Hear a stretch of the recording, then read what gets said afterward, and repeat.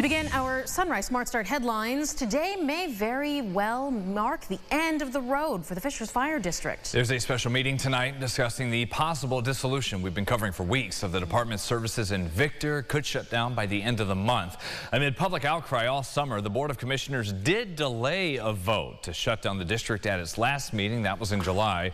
Board officials have said the move is needed due to rising costs with operations and in turn the increased taxes that will be needed to sustain the department. So many neighbors have spoken with News 8. They packed a meeting last time arguing their safety outweighs financial concerns of keeping the department. At the end of July, they did announce Station 1 on Main Street would no longer be staffed 24/7. That left first responders and the community worried about the effect on emergency response times. That meeting tonight will be held in Victor at the Senior High School Auditorium. It begins at 6:30. Happening earlier in the day, the man accused in a deadly shooting nearly 2 years ago in Rochester is due to appear in court. 27-year-old Dante Wifford is charged with murder and criminal possession of a weapon. RPD says December 2nd, 2023, Wifford shot 23-year-old Zahir Roberts on Glenwood Avenue. He died at the hospital. It was a months-long investigation. Police would arrest Wifford during a traffic stop. Police say the gunman and the victim knew each other and they got into a fight before Roberts was shot in the stomach. Wifford is due in court at 9:30 this morning. That is on the docket for motions arguments.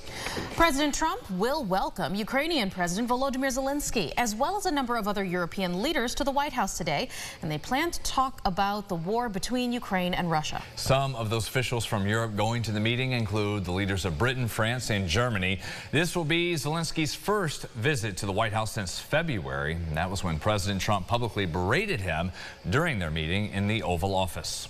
Well, for the last 5 months, a man from Honeyway Falls has spent countless hours in the water preparing to swim the length of Canandaigua Lake, and he just dove in. Yeah, he's a few tenths of a mile into that journey today, and his mission is to finish that trip and to raise money for families going through a lot. Ron Spitzer is live there at Kershaw Park, where he just hopped in. Ron.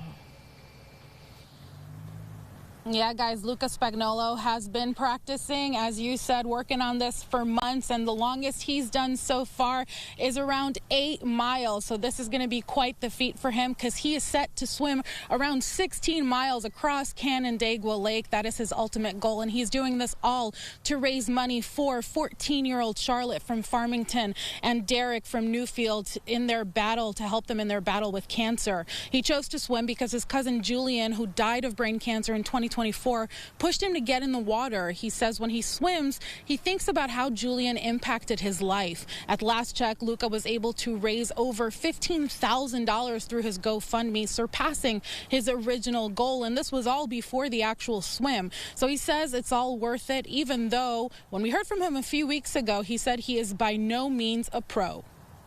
I've been training maybe for about 4 months now, so certainly I would think the experienced swimmers out there would say you need more time than that, so that's certainly my fault, but I'm still going to try and go for it at the end of the day anyways.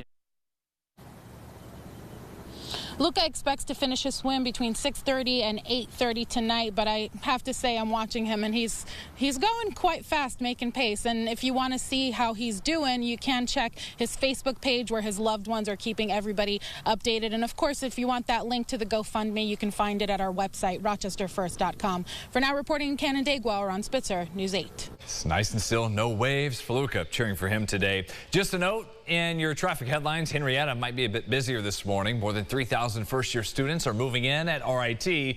They're coming in from all over the U.S. and from more than 45 other countries.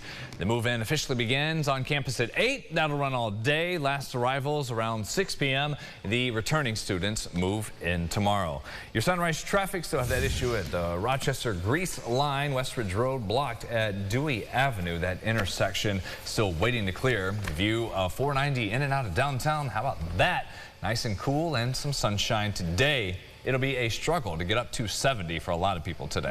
Yeah, definitely in the fall feels a little bit here, but we are still in the middle of August, or now nearing the end. So temperatures do climb back up for tomorrow, fall back down into the 70s for Wednesday, Thursday. Got some rain chances Tuesday and into Wednesday as well. They climb back up to summer-like temperatures Friday and into the weekend, and then the return of some storm chances. But you know, yeah, it's summer. talking about that. Everything else coming your way, 9 o'clock on the podcast. Second Cup of Sunrise, the Rochester First streaming app. Have a great day, everyone. Follow News 8 wherever you are on RochesterFirst.com, Facebook, X, and on our app for news and weather.